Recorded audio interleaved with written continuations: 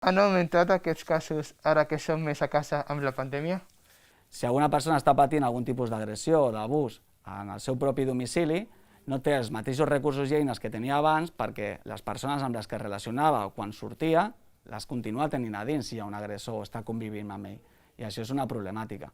Per això nosaltres, del cos de Mossos d'Esquadra, durant la pandèmia i sobretot durant les mesures més restrictives de l'estat d'alarma, es va fer un plan de contingència per a les víctimes de violència masclista, domèstica i altres víctimes vulnerables. El que vam fer és demanar la participació de tota la ciutadania. Nosaltres pensem que la participació dels ciutadans és imprescindible per garantir la seguretat de tothom, i més en un estat d'alarma en què la gent no podia sortir de casa.